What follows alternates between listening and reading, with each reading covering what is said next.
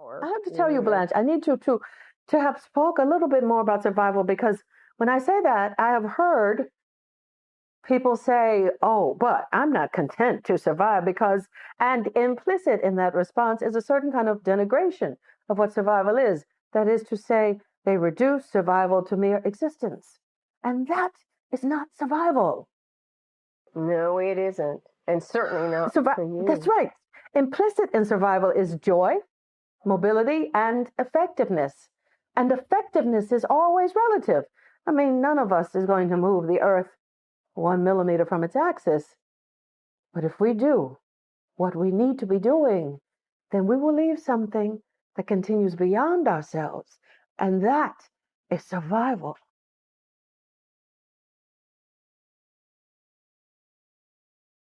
Hello. Thank you all for joining us for our fourth and final community conversation for the month of October/November for Lessons in Survival. I am Reggie D. White. I'm one of the co-conceivers of the piece, and I'm one of your co-hosts tonight. And I'm so excited to be having this conversation. We're going to be joined with some of the co-conceivers, some other artists from the commissary, but I'm really, really excited to introduce my co-host. For those of you, if you watched episode 7, she played Nikki Giovanni and, tugged James Baldwin's wig a little bit. Please say hello to the incredibly talented, brilliant Crystal Dickinson. Hey, Crystal. Hey, Reggie. It's so good to see you. We back again. I know, we back. We back. How is it going? It's going. It's 2 days. 2 days, election comes, and we will see what happens, right? Okay. That's what's on my mind, at least. Yeah. I mean, that quote that we just watched, like implicit in survival is joy, and finding joy, mobility in the moments that we can, knowing that like there's a big task ahead of us, but if we stick to the task together, we got it. And move that needle a little bit. Move it a little bit. It seemed like we could. It's looking like we might. I think so. I have high hopes. So not too high though. What'd you say? Not too high though. No, not too high. Medium high. Medium high. It's how you should cook most food, actually. Yeah, please don't burn my steak, please. Don't burn my steak. It was like the rest of the song. I love this song. Ain't we supposed to be doing something? We are. So, Crystal, we are not improvising a new musical called Don't Burn My Steak. But Crystal is going to kick off our community conversation with a fantastic in-ear by, you guessed it, Nikki Giovanni from a TED Talk she gives in 2017. So I'm going to go away and Crystal is going to, do what she does so well. And I'll be back in a bit. I know that some of you in this room don't write, some of you do. I just want to remind all of you that the first person who reads you is you. So if you are writing, remember, you are your first reader. I had a father who was crazy. Some of you have crazy fathers, and you may understand some of it, some you don't. I worry sometimes, and I'm not going to run over, but you worry sometimes. No, you do, because men are getting to be crazy. But I promise I wouldn't do anything political, and I'm not. But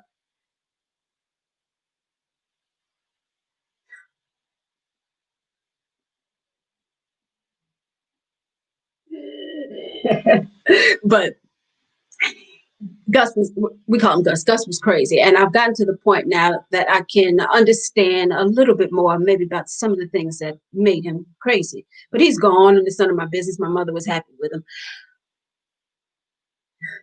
I would never have married him, believe me. But my sister, my mommy did, and she was happy with him. But my sister's name is Gary, and I'm the youngest. I'm the baby in the family. Well, no more. My aunt died on the 19th of March, and that made me the oldest person in the family. So some of you have gone through that. I mean, all of a sudden she died at 6:08 a.m. March 19th. So at 6:09 a.m., I became the oldest person in the family. And these are things too you have to adjust to. You keep wondering, how am I going to handle this? And am I doing things right? But I wrote a poem for Gary. And Gary's been gone too. Mommy died in June 24th, and Gary died on August the 10th. So they went off to heaven, had a good time, and they were leaving us anyway. I wrote a poem, My Sister and Me.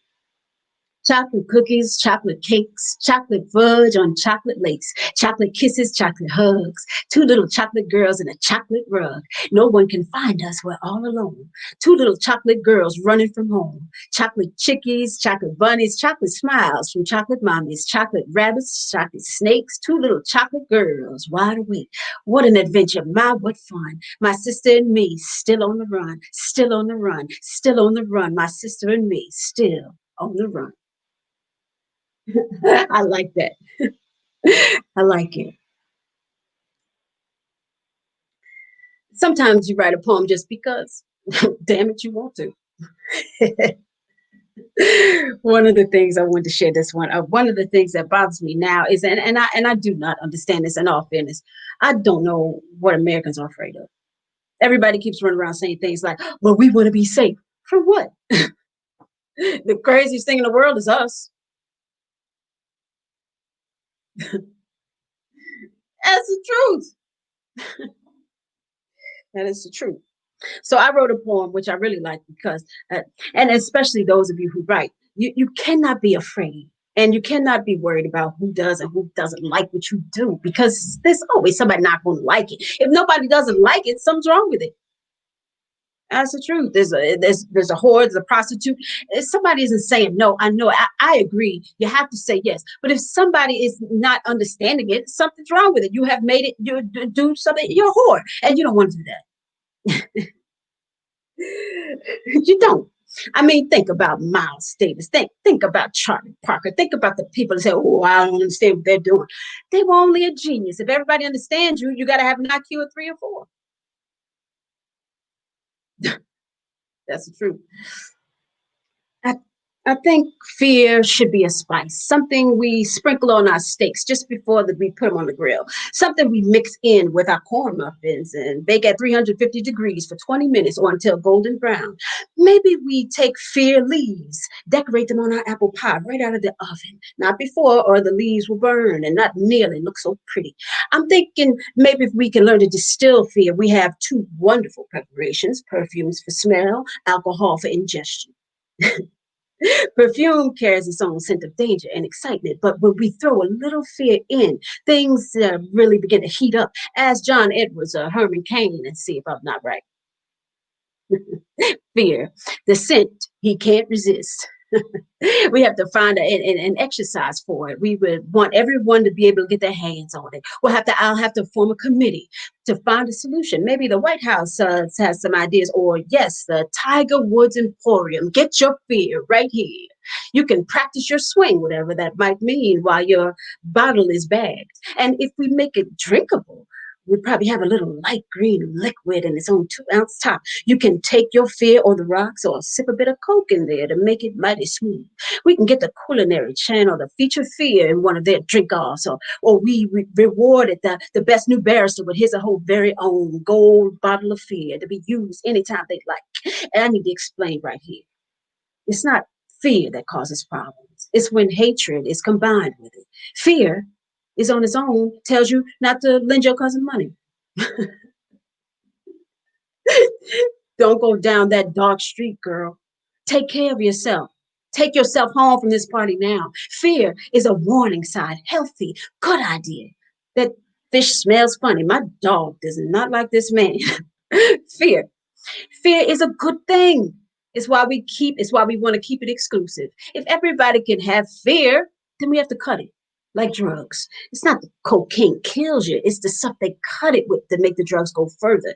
You don't want pure fear, but you don't want to be able to cut it with hatred either. Hatred is a bad idea, which is why it's cheap and available anywhere you look. Maybe what we're really worried is what we have a fear tree in our backyard. Maybe a small fear plant growing in our apartment windowsill. When we are feeling uneasy, we pluck a few leaves and find the right place to put them. Champagne would be the #1 choice, but spaghetti works too. Have a little fear, at least once a week, and you can build up your resistance, like a vaccination. Then when wars and hatred come along, you'll be able to recognize that it's just another expression of fear. No thanks, I've had my share of this meat. Oh my goodness. I mean, there's so many There's still gems. more. You want me to keep going? Still No, more. yeah. They brought me back. I'm going away. Keep going. And speaking of careers, the poem that the poem that definitely made people pay attention somewhat to my career, and you can't really overthink that. I mean, nobody really listens to me. Really, I knew some of these people, but nobody listens. If they had listened to me, none of this shit would be happening. No, ain't nobody listens to me. But you have to know where you are and all this. But I wrote a poem called Ego Tripping, and I really thank you. I really loved it because my mother's a jazz fan, and I think I know probably most crooks. I know quite a few, and quite a few murderers. Well, somebody got to know. It's true. But when I did my third book, it was called Black Judgment. And I went to see a man called Harold Logan. Most of you probably don't know Harold Logan, but you do know Capone. You do know The Godfather. You know all of that. But you didn't see the black people in that. But they were black people, and Harold Logan was one of them. And I went to see Mr. Logan because I wanted the club, the jazz club that he had. It's called Birdland. And so I thought, well, all he can say is no. So I went down to see him, and Mr. Logan, how are you? I'm Nikki Giovanni. I write poetry. Logan is like looking at me like, and I said, I'd like to have your club because in New York the clubs close on Sunday. I said, I'd like to have Birdland on Sunday. They have a poetry reading. And Logan is looking at me like, and he says, and what do I get? I said, well, Mr. Logan, what do you need? Let's work this one out. So he said, well, bring me 100 people and you can have it for free. 99 people and you owe me $500. I said, works for me. Because, you want your mother to be proud of you. And I thought, hell, I can get 100 people to do anything. And anybody can get 100 people to do any damn thing. And that's the truth. Stand on the corner and you can get 100 people to do something. And so I started doing that. And that Sunday that we were having, we're going to have a reading that Sunday. Birdland is here, and the New York Times is there for those of you who know New York. So the New York Times actually is looking down, and what they started to see about 3:00 is people coming, people coming, people coming, and it was a mixed group, but mostly a lot of black people. So what they were concerned about, speaking of fear, is what are all of these black people? I'm sure they had another word for that. Doing there. What are they doing?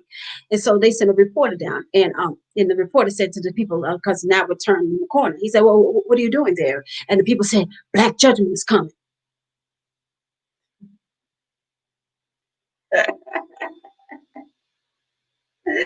So you can see how that's gonna go, right? And the reporter came out and said, I'm looking for Nikki Giovanni. I'm looking for Nikki Giovanni. And I was standing there. I said, I'm Nikki Giovanni. He said, no, where is he? I'm looking for Nikki Giovanni. I thought either he'll learn or he won't. Then but we did. We had the reading. It was really nice. My mother was very proud. And one of the things that I was excited for, of course, was a couple of the poems, and they had some good poems. And what we got was the second, for those of y'all who read the New York Times, we got the second news front, and they put for the first time a poem, and they put this one, and I wanted to share it with you. I was born in the Congo. I walked to the Fertile Crescent and built a sphinx. I designed a pyramid so tough that a star that only glows every 100 years falls into the center, giving divine, perfect light. I'm bad. I sat on the throne drinking nectar with Allah. I got hot and sent the ice age to Europe to cool my thirst. My oldest daughter is Nefertiti. The tears from my birth pains created the Nile. I am a beautiful woman. I gazed on the forest and burned out the Sahara Desert. With a packet of goat's milk and a change of clothes, I crossed it in 2 hours. I'm a gazelle, so swift, so swift. You can't catch me. For a birthday present when he was 3, I gave my son Hannibal an elephant. He gave me Rome for Mother's Day. My strength flows ever on. My son Noah bit Newark, and I stood proudly at the helm as we sailed on a soft summer day. I turned myself into myself, and was Jesus. Men intoned my loving name. All praises, all praises. I am the one who would save. I sowed diamonds in my backyard. My bowels delivered uranium. The filings from my fingernails are semi-precious jewels. On a trip north, I caught a cold and blew my nose, giving oil to the Arab world. I am so hip, even my errors are correct. I served west to reach east and had to round off the earth as I went. The hair from my head thinned and gold was laid across 3 continents. I am so perfect, so divine, so ethereal, so surreal. I cannot be comprehended except by my permission. I mean, I can fly like a bird in the sky.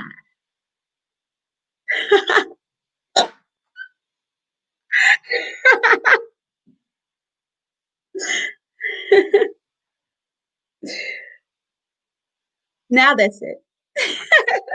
I mean, I was like, no, just keep going. Like, just keep freestyling now. Like, she has so much swag, but also like you have so much swag, it's out of control. So much, so much. I only want to be like that when I grow up. I could keep talking just to you for like Seriously, I know. Me but too. We ought to do at some point. We should. But we have a lot of amazing guests, and I want to introduce them now. So I'm gonna call. I don't know how you're gonna show up. You just show up. So we've got the other 3 co-conceivers of the piece: our director Tyler Thomas, Marin Ireland, Peter Mark Kendall. We've also got commissary members Edie O'Connell and TL Thompson. I am so excited to spend the next, chunk of my life in conversation with you 6 genius people. Hello. Yes, absolutely. I have a question already. It. I mean, okay. Crystal, I want you to talk about Nikki in the first in the interview with James, and Nikki in what you just did. I mean, I just want you to talk about that. The thing that, first of all, I only knew Nikki Giovanni in a peripheral way before we started this work.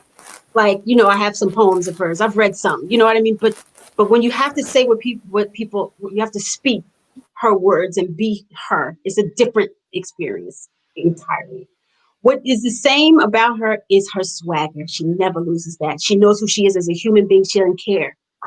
She doesn't care. She's like, yeah, I'm talking to James Baldwin, but no, you're not right. You're not, no, I don't. I demand that you do this, and you do. And she just always had that self-assuredness about her, that courageousness, like a fierce lion, but quiet in some way, like smooth, like a smooth, like best liquor that you could ever drink. And you're like, this is, whoa, I can't drink too much of this. That's what it feels like, But I think that's what's the same about her. Like that never changed. Her self-assuredness and what she knew to be right, what she knew to be good, what she was confident in. And that's so fun to be inside of. Yeah.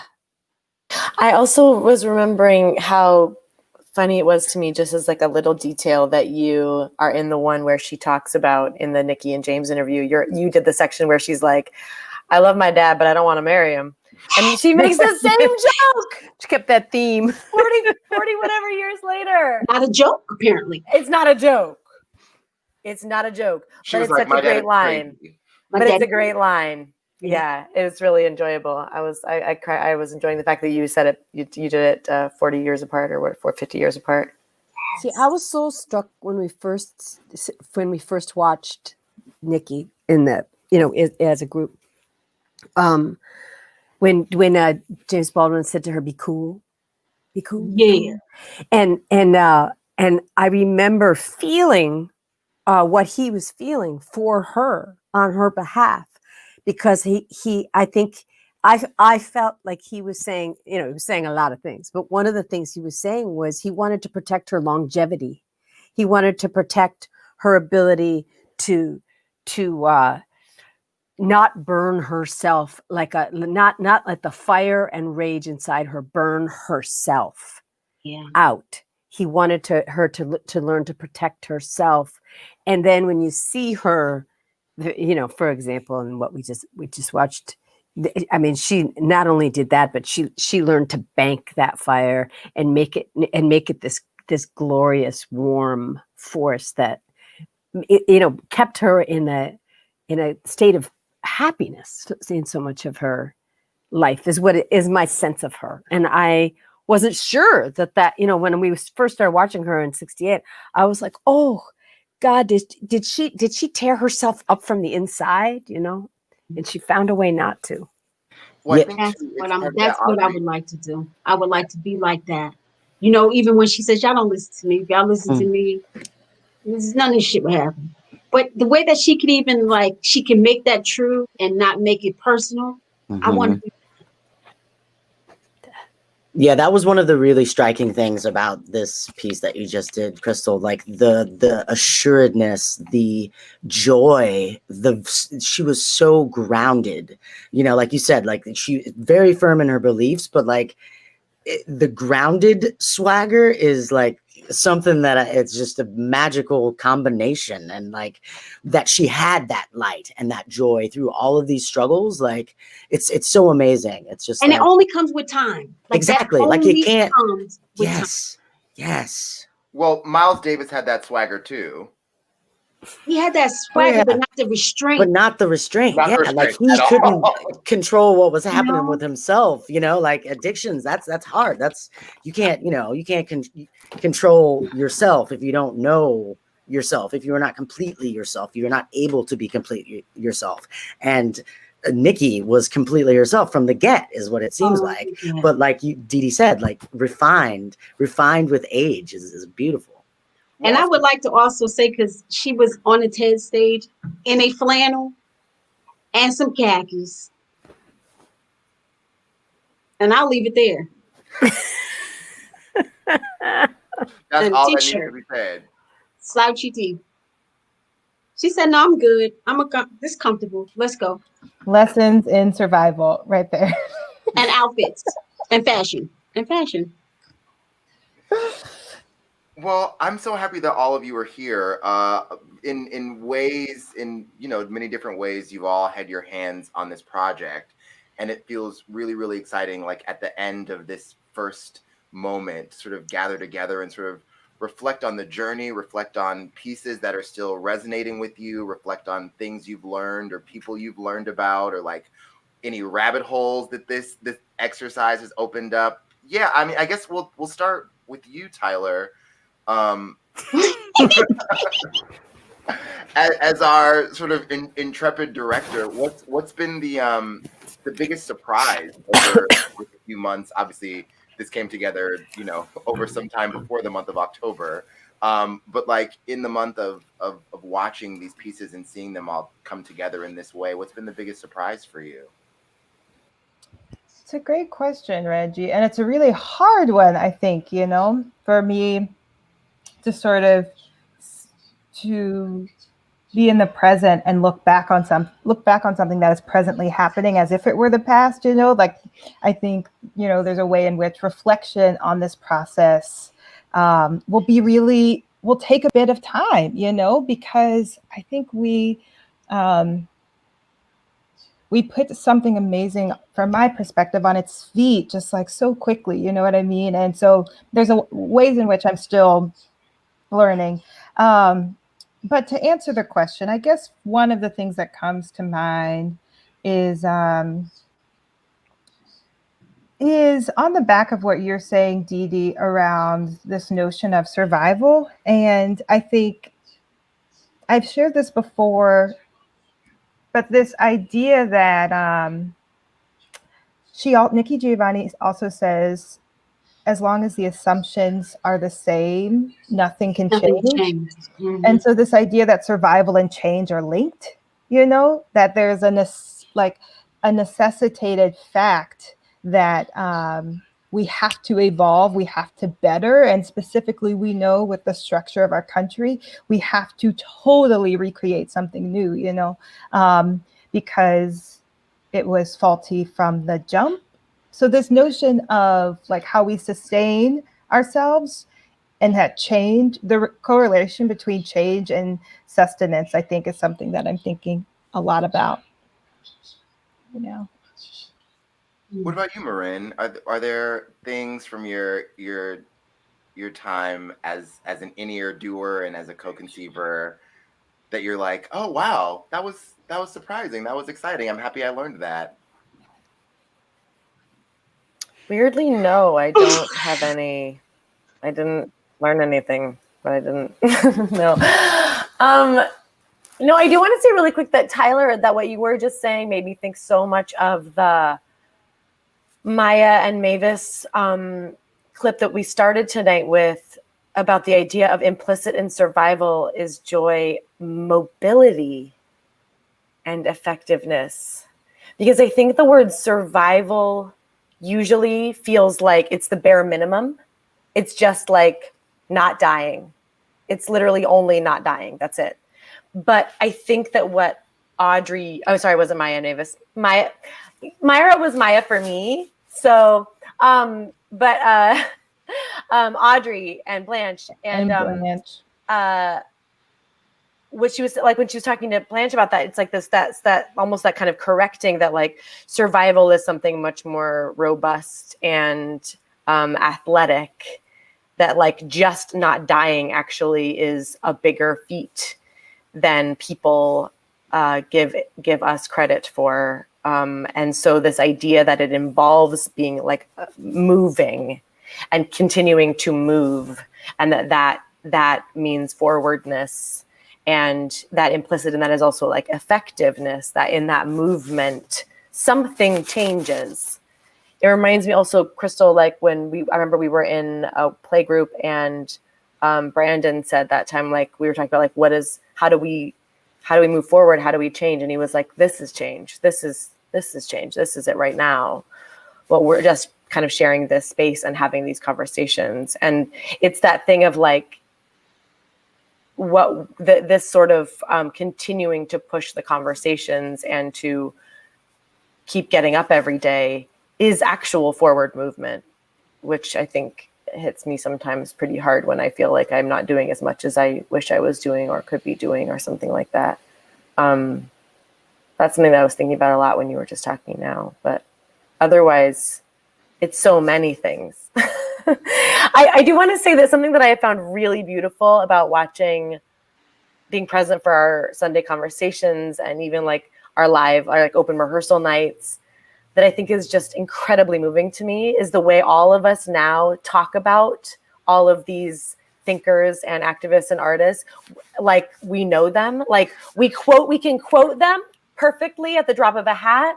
We can talk about the breadth of their career, like so with such like ease, like such facility. And I think that is extraordinary. That to me is like a massive, beautiful change just in terms of our own consciousness as a group of people. The fact that we're like, yeah, well, it's like when, Audrey says this and when Nikki did that. And then in 1971, she was talking about this and she talked, and Miles was like this. And like that to me is exactly what we always wanted, is just honestly just be steeped in these people enough that it wasn't like, I kind of have heard that name before, but I'm not really sure.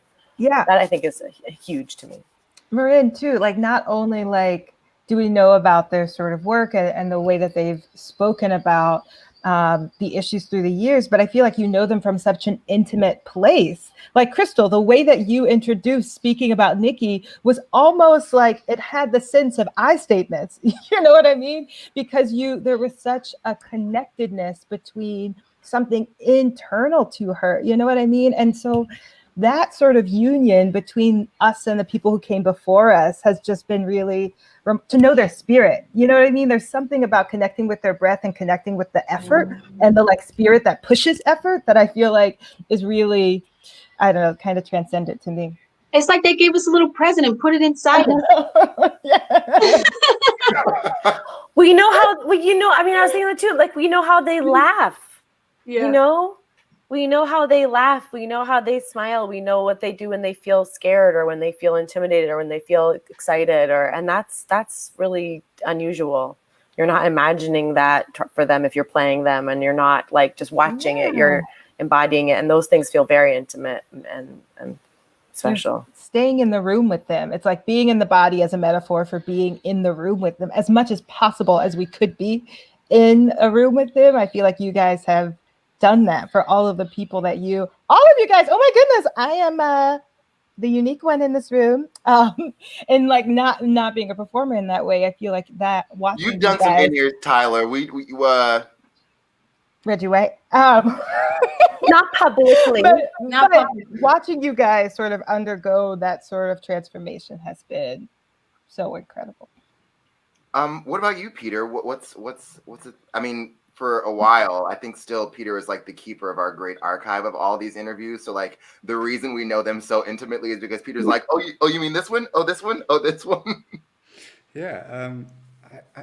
I think the way in which I personally got to kind of interact with a lot of this material was so meaningful to me. Like, you know, whether it's like editing a little clip to send to the group and like spending so much time with the words and the thoughts and ideas of these brilliant people, it like there's a level of osmosis, I think, that like of feeling it on like a very kind of visceral human level and an intellectual level that I'm so appreciative for. And like I was thinking today as I was walking down the street that how I feel now is so much different than when we started with this work. I think that there was like this existential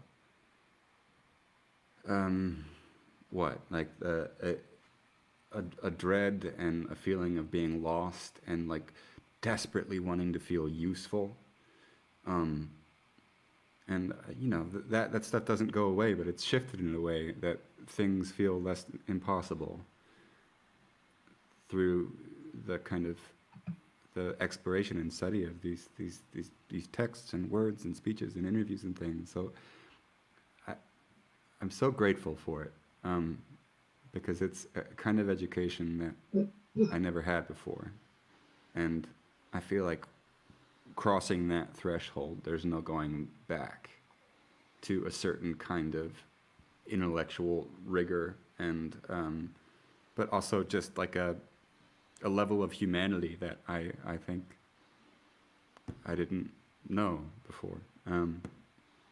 Which is, it's so strange because on Tuesday we all have this very harrowing day that is causing so much anxiety, but like I almost feel more at ease, and there's a sense of calm that I didn't have, you know, when like George Floyd was murdered, and it just felt like something was broken, and now it feels like maybe it is broken, but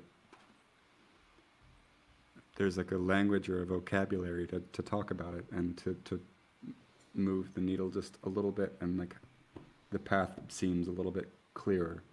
And so I'm so grateful for that. Peter, you just made me think how different our young people would be if they got to do what we did. Mm. The impact of that, to be able to do that. Yeah. In itself could change people. I'm really excited about the two organizations that we're highlighting and spotlighting tonight to sort of send attention and donations to, Facing Our History and Ourselves, and also Black Girls Code. I think speak to that very same thing you're talking about, Crystal. I mean, for me, that the Lucille Clifton quote, I'll never be able, or actually Sonia Sanchez said it in a conversation with Lucille Clifton about like, how could I call myself educated when I didn't know these things, when I didn't know these people, and that there are organizations, there are blueprints, there is a path. And we sort of like in a moment of desperation and sort of hopelessness stumbled upon the path. And it is, like you said, Tyler, they have given us these little wrapped gifts that like, if you peel back a little bit and you unwrap it and rub it off a little bit, there's something really, really valuable there. There was a question. Question. I think it was a Jamal. I couldn't catch the person's name real quick. I think maybe it was Jamal. She wanted to know if there was other books or things that or he or she. Oh yes, Jamie Paul McTier. Do you have any book, movie recommendations for further learning? I'd like to continue this journey of learning. Thank you all for your hard work. Thank you for watching. But anybody have any book, movie recommendations for further learning? You know, there's this movie that might be, it's hard to find, but this is called Ethnic Notions. It's kind of old, and they for a time they showed it in the schools, but it talks about the media and how the images that we see today, how they were created through stereotype. And so that one is really something I would recommend if you could find it. Michael R. Jackson, the last time he was here, or maybe in a conversation just after, recommended this documentary called Black Theater, The Making of a Movement, which is on Vimeo, and I haven't been able to watch it, but it's been on my computer ever since. So also a recommendation. And I would say any Malcolm Gladwell book ever. I mean, he just finds a way to me to like encapsulate and talk about social. He's like a social scientist to me, and it's a way to break down not just about race differences, but just how people think, how Americans operate and think, and how we do things, and how we develop our thinking as a whole. I think is great. I think. Sorry, Dee Dee, you're muted, but you go. And so there we go. It makes me think that ultimately, not tomorrow, you guys, the interns it need to make an archive of some kind. That's even if it's just a list, you know, because we did find access to all this material and keep doing that. You know, it keeps piling in as different ones of us go like, wait, what about this? So there is probably a pretty awesome archive that, you know, would be and a document people could. I think that's brilliant. Get to at and some it point. Also harkens back to what you were saying, Crystal, about young people doing this work and students, because we also, in order to make it happen, had to engage in our own research. And it actually was a research project before I think it was anything else, you know? And so I think there's something remarkable about us finding our own history, no matter where we are, no matter like what the situation is that we find ourselves in, that we can go after that. And of course, I think it also relates to work like this, where we can speak the name Lucille Clifton, that sparks the research, or someone spoke Bayard Rustin's name into our group and was like, yes, of course, let's find clips about it, you know? So yeah, and as actors, we know that we really do the research because we're scared. We're like, I better not be caught not knowing what I'm talking about. But I'm not going to mention that play without knowing, you know. So it inspires you to learn all these things, and then you get fascinated, and then you're going down a rabbit hole, and so. There was a comment too. Someone commented about teachers, that the teachers needing to change the curriculum in this respect. Melanie Donaldson says, as a former educator, my answer to Crystal wondering about young people, teachers need to transform the curriculum.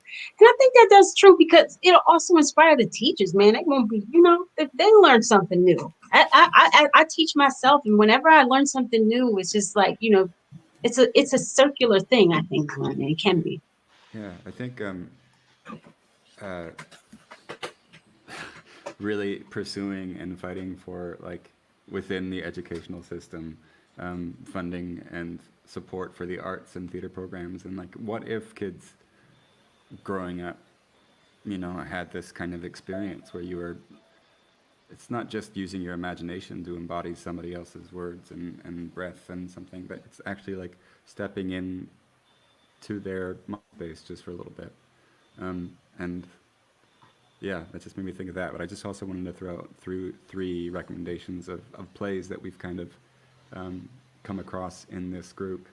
And the first 2 are James Baldwin plays that aren't done very much. And the first one is the Amen Corner, and the second is Blues for Mr. Charlie, which are just both stunning and feel like they could be written today and feel like get hit in the stomach just like you would if it was a new play. And the third, we just read it in our play group.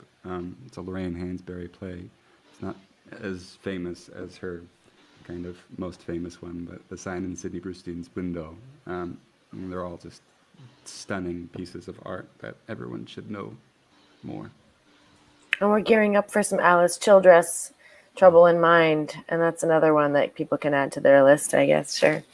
We also read Funny House a couple weeks ago. We did, too. Bobby and Kennedy. Yes. Yeah. Talk about curriculum. Yeah. But you know what's great though is like to me in this moment, I feel like this summer there were a lot of like book reading lists going around, and that's super great, and especially in a time where people are, you know, holed up in their homes. But there's a difference between sort of let it like a book washing over you and then kind of moving on to another book and whatever. And that's also great. It's totally another tool, but being able to engage with something in this way and being like reminded that you can actually sort of find video of whether it's something that we've done that inspires you to look up something else or watching this thing, it actually engaging with the sort of living text, as it were, is a whole other way of sort of, I think, taking in some of this stuff. It feels a lot more implicating to me, and it feels also a lot more galvanizing, and being able to think about, it's easier for me to imagine myself doing things and saying things because I can see that person as like an actual human being and not just as like a monolith of some kind. But I don't know, it's that I think is sort of what's unique about this. And I also think like Tyler, you know, we were talking about, and Crystal, we were talking about wanting to like bringing this into schools. I know the Vineyard is talking about through options about that and whatever, but I just get so excited about this kind of stuff kind of becoming accessible to schools down the road, because I do think it would be something fun for. Well, yeah. Yeah, I mean the whole idea of like this is blowing my mind, the curriculum thing. Children, you know, younger folks today really, I feel like my partner's a teacher and she talks to me about how their critical thinking is a different situation. And listening to James Baldwin and Nikki Giovanni and their critical analysis is stellar. And the fact that, you know, we're testing kids for tests now, as opposed to this critical thinking, what a wonderful thing to have this in schools. You know, like how it has done for me to remind me, you know, to critically think about things, to put this A is B plus C, and then obviously that will equal, you know, And also, like it's kind of amazing. Also, TL, to go along with that, to see the progress of a human, to know that takes time, like to know that Yes. James Baldwin have had to evolve. He evolved his thinking as a human, and we can see how tired that movement made him. How having to be the only one, and then constantly being called out to say, you made it, you're the success, so nothing's wrong. Hearing that for his whole life, and by the end of his life, he's just like, I mean, you know, you could, I mean, and that's even something to have a conversation about. I mean, Nikki is a completely different human and took it a completely different way, but like to be able to see that, the evolution of people is also much value in it. Yes. I am also mind blown, TL, in this moment with what you guys are talking about. And it's making me think, so not only do I feel like in embodying these thinkers, artists, activists, and it just may take me a little bit to sort of get these words out because it's like not a fully fleshed thought, but this idea of critical analysis and that you're spending time in someone's mind and in their body and inside the sort of the engine of their speech means that like it's also poking holes in your worldview, because I feel like what they are doing, and Dee Dee, you might have said this, like you were like, what plane does James Baldwin live on that he can see the world in these shades? And it reminds me of what Claudia says, you know, Claudia Rankin, and I'm it's an imperfect quoting, but essentially, if it's raining, can we all agree that it's raining? You know, the way in which like we are totally taught to it's like so obvious, I struggle to find language for it, but to really like the ability to see the world from a critical perspective, which means to see it as it really is something that is a lesson in itself. And it is a lesson of courage. It is a lesson, do you know what I mean, of truth. And the only other thing I just want to add, because otherwise I'll end up talking for forever, is this idea of muscular listening that I have been like, I don't know if you guys walk through the world now, and when I hear someone speaking, I'm thinking about them on the inside. because what this project does is it really tunes your ear to a very technical aspect of listening, so that someone could be saying the most hateful speech, but I am actually like listening to them in a deeper way. Even if I hate what they're saying, I am tuning my ear to do a technical job, which is listen. And I feel like we're in such a moment where it is so hard to do that right now because our emotions are so high, the stakes are so high, the despair is so high. But to be able to temper that, and what you guys do is all of this chaos, like 3 voices in your ear, and you keep listening. And I think that there's actually something like, again, muscular about that is really cool and also challenging and vital. I don't know if that's clear. There's a moment I've almost always had at least one moment when I'm doing one of these where it feels like it's getting away from you and all I want to do is stop. And sometimes you do have to stop because you genuinely get too far, and that's fine too. But there's always a moment when I'm like, no, I can't. And then you're like, just get through it. And like, that's the moment when the muscle is building. Right. But that's exactly what I think of when you're talking about that. That's that moment when you're like, I can't do one more rep or whatever people who lift weights say. And like, like where the muscle like tears and then it grows bigger. Exactly. I'm sure you guys all have that feeling too. Like there's someone where you're always just like, I can't. And then you just like buckle down and get through it. And then you're okay. But it's like that's the moment when I feel like something is genuinely like being rewritten in your cells. Can I give a little sunshine of Reggie D. White? I was thinking of that. A little sunshine. Say that again. So, to give Reggie a little sunshine. So, Cut the mic. Bye, y'all.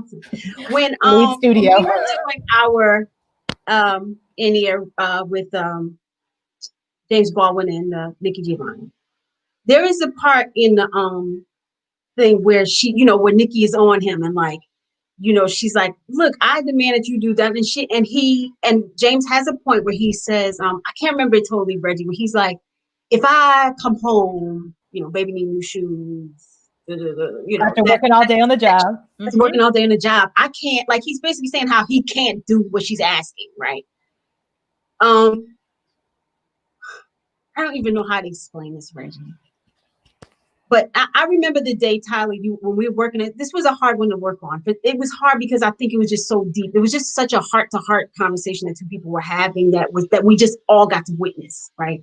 But in any case, Reggie is doing this section, right? And Reggie manages to show something about James Baldwin that we don't really see, but we feel.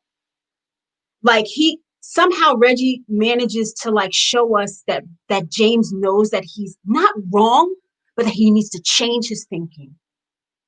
Like right then and there, he's being asked as an elder to say, I'm not right this time. Not right. And I gotta think about that. And then I actually have to say she's right. I have to see it different. She made me see it different. And Reggie makes us see that. So beautifully. It's like one of the most marvelous things. It's just I wanted to tell you that another time. I was like, now since everybody watching, I'm gonna say you now. It's what he says though, that the way people speak reveals the way that they think, and you can tell in the moment. I mean, obviously we've done so much James Baldwin. We've seen him debate R.H. Darden. We've seen him, handhold Dick Cavett. We've seen him do all these things through the years, and like, as part of being an actor and desperately missing the like inside out work of like understanding a character, you notice things and you're like, oh, he's actually trying to work through something, which means he's giving her the respect to say like, I'm going to unplug this and plug it over there because I respect your thought. I want to do this for you. And he says, because I love you, because I'm proud of you, because I need you. And it's that thing that Tyler was saying. It's like, it's a hard thing to do now because the stakes are so high, the emotions are so high, but that kind of like unplugging and replugging as an act of generosity is the thing that we desperately need. He's actually quiet. He like pauses in that moment. He's like waterfalls of words, like waterfalls, and then suddenly he's just like, it's like a speaking about like the way they think, you can like watch the like gears go like there's something, it's so extraordinary. You actually think for a minute like something's not right. So my video's frozen or something because he's never like that. And somehow, Reggie, I don't know how Tyler, you talk about this all the time, like how there's at some point where the two people that you don't know who it is, right? And to me, that was one of my favorite moments ever, because you just didn't know where he began and where James ended. And on top of that, we learn a lesson to like shut the F up sometimes. Sometimes it's okay to change your thinking and be quiet. Just be like, wrong. This is wrong. What I'm saying. Crystal, what is it that you know how she walks him right into that wall, where he says, if I do that on the job, I can't do that at home. And then she says, so one of them, it's not one of them. One of them will stop. Yes. She says one of them will stop. Because when we were like talking before and they were like, think of your favorite quote. I think one of them will stop. One of the performances will stop. From the whole last 6 months. One of them will stop. And the fact that she like gets him all the way there, just like so effortlessly. And it's such a deep, like seismic shift. And it's such a simple thing. And he just walks directly into that wall. And then he's like, wow. Yeah. Hit that wall. Just so it's so powerful and so on so many levels. It's powerful on so many levels. You know? I hear, like Reggie, you called that a respect of Nikki, and I think that's so true and a distinct part of the dynamic of that clip that we spent a lot of time talking about, and it's why the project ends in that clip for a lot of different reasons. One being that it's where we started, but I also think this aspect of respect also, if we're talking about the ability to shift our thinking, right, to sort of stop and experience this sort of quietly seismic shift inside of us, I think there's also an aspect of self-respect that's also required in that. Like, you have to respect yourself enough to say, I know that I am like, I don't know, maybe I'm going too far. Maybe this is like too kooky, but like, I feel like a willingness to bend has to relate to the degree to which you respect yourself and your wholeness. You know what I mean? Like, I feel like to be open is to obviously be less afraid, but I don't know. There's something about, I don't know where I'm going with it, but I'm like, kind of like, whoa. Ooh, but now I just thought about that amazing poem, or when Nikki's talking about like fear is the spice and like grow a fear tree and all of that stuff. I'm like, Well, the idea and what you cut it with, but like fear is actually smart. Like, don't jump off the cliff. My dog doesn't like that man. That's the one that always sticks with me. It's like, But she says hatred. We cut it with hatred, and hatred. What does she say? I wrote it down. Hatred is a bad idea, and that's why it's cheap and available. Cheap and available. Cheap and available. So good. Somebody was asking in the chat if they could see the materials before. But I will say this: if you haven't got an all access pass, this is a good time to talk about. Okay, we could talk, because I don't want to miss out on saying that, because our time, I can't believe our time is almost up. But I'm just saying, you can get you. We did. Yes, I mean, literally our time talking today. I didn't want to miss that. Yeah. But you can get an extended pass. You can watch everything that we have done, and then you can watch this video again, and it all makes sense. And there are special rates for people under 35, and if you're a theater maker, like, we don't want the price to be a barrier for you getting these lessons in survival, because y'all, it's some stuff we need to survive.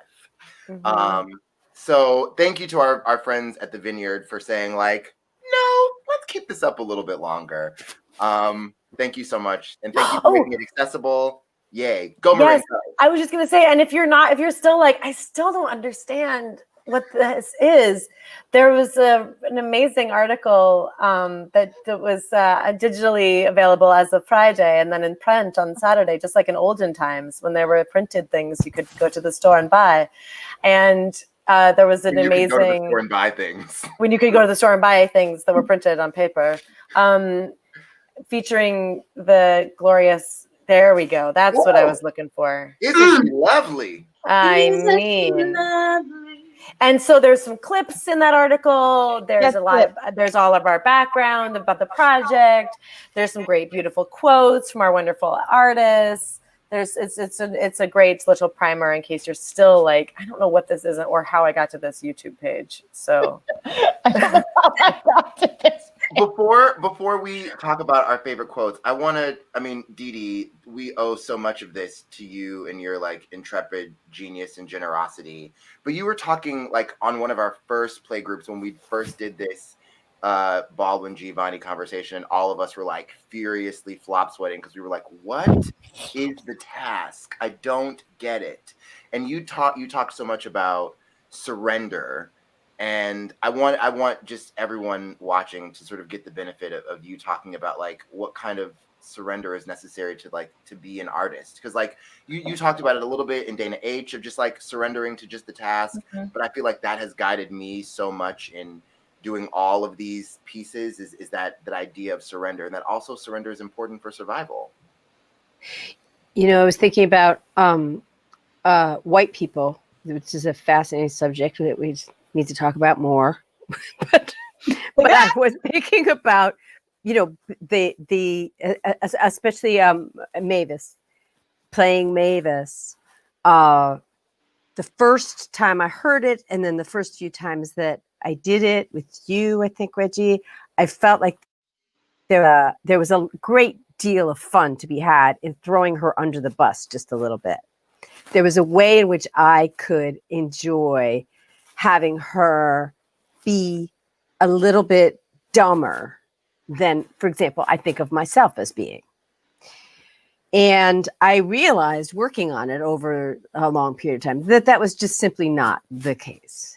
That she was, in fact, very much she may have had certain assumptions, but she was very much in the moment trying to keep up with these really complicated ideas and thoughts. And the less I threw her under the bus and took pleasure in that, the closer I was to actually honoring the interview, but actually also having an experience myself, which is all I really care about, I guess, ultimately, myself, that began to make me understand what the dialogue that they were trying to have, in fact, was. I mean, it was his last public conversation with anyone, and it was a very complicated, really interesting conversation.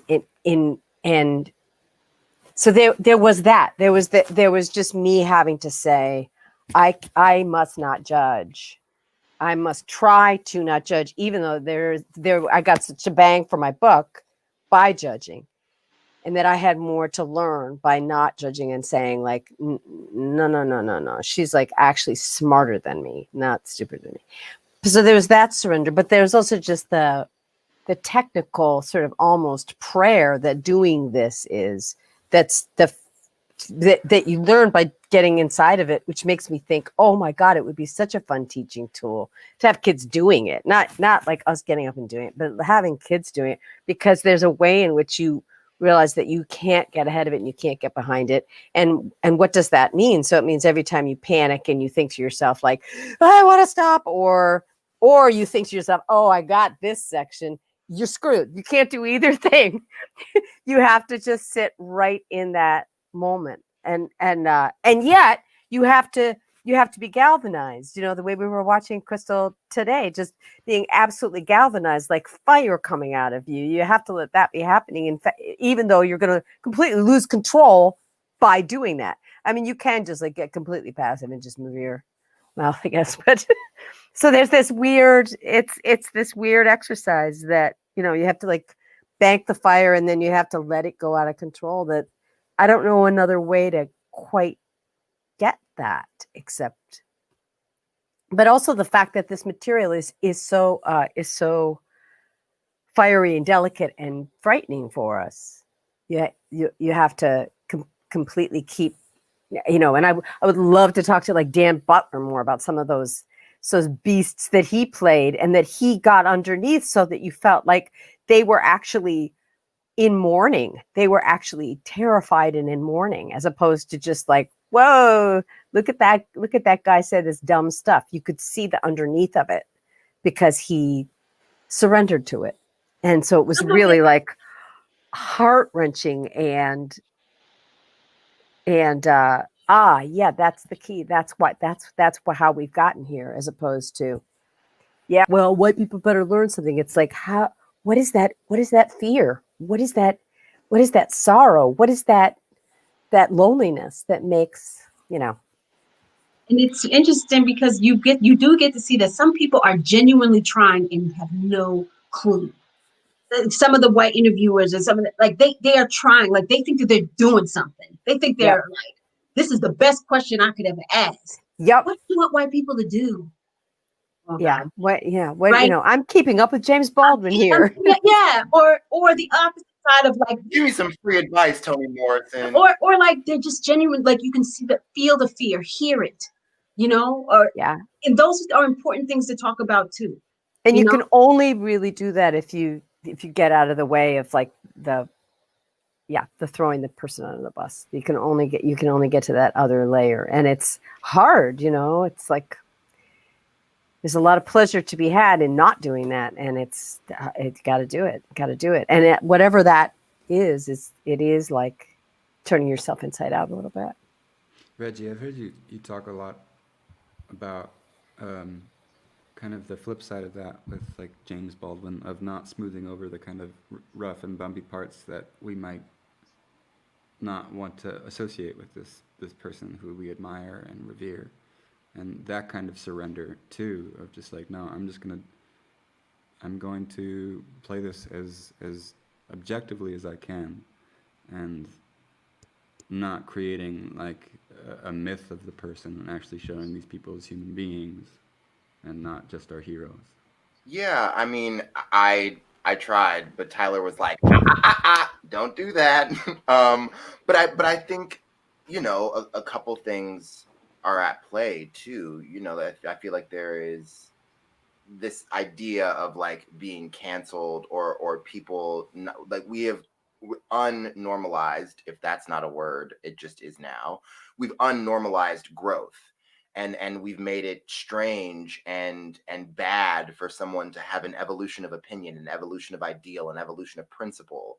And I feel like what is so important and what's so exciting, and the sort of like, fifth layer of the gem of this project, is like watching Angela Davis's thought evolve, watching James Baldwin's thoughts evolve. And also the thing that Tyler was saying about what's special about these interviews versus a book, or even the published transcript of that Baldwin Giovanni conversation, is that's edited.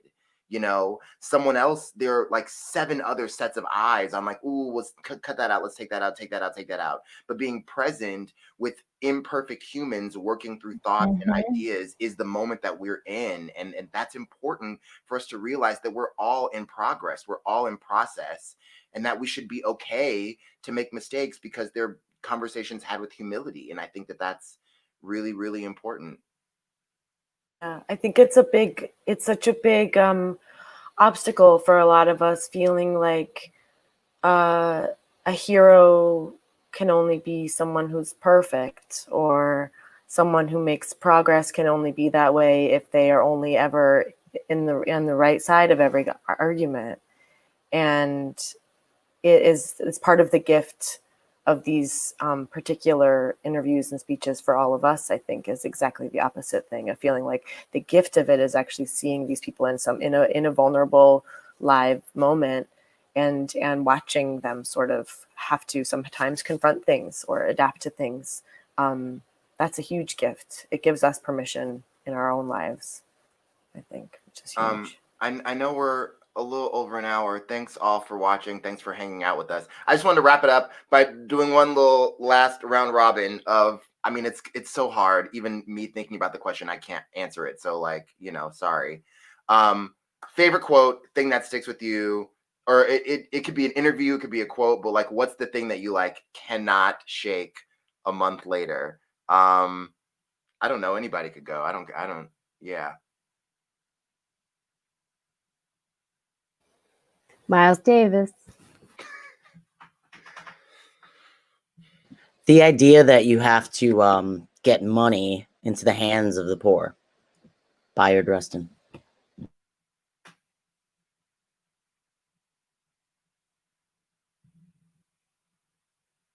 I think for me, one thing that I keep thinking about is the thing that Maya says in the interview about, and I think it feels like it's a little bit of what we're talking about, is bringing all of those people that love you, like on stage with you. But I think about that with this project a lot. Like, I think the way we talk about all these people that, like, all of these people kind of are coming with us, or they're present, bringing them, making them present with us. Yeah, mine was related, Marin. It was when she says, I'm in process. The way that only she can. But the idea of being in process and what that means large, being in a moment that's in process, you know, but also on a personal level as well.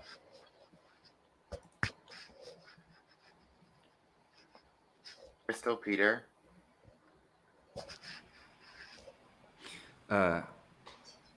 In the section with Lucille Clifton and Sonia Sanchez, when they're talking about mirrors and windows, of like that, it's necessary to be able to see out a window and see the world as it actually is, but then also to have a mirror to be able to see yourself as you actually are, and how both are necessary, and you can't have one without the other.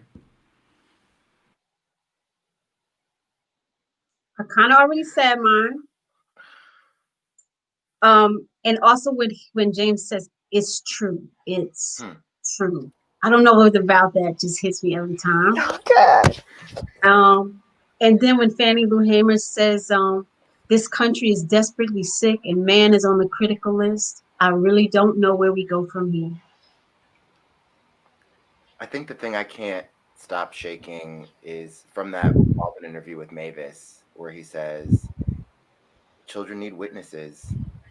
And I'm so excited that we, with this project, you know, from Bayard to Mavis Nicholson to Nikki Giovanni to Fannie Lou Hamer to Bobby Seale, you know, Angela Davis, we were able to give people some mirrors, some windows, some witnesses, and we still have one more episode tonight, our 8th and final episode, the wrap up of the Nikki Giovanni James Baldwin conversation with Kyle Beltrain, Nana Mensah, Kaylin Coleman, the fantastic Joe Morton. Like, it's just an embarrassment of riches this month, and we're so excited to be able to have shared it with you all.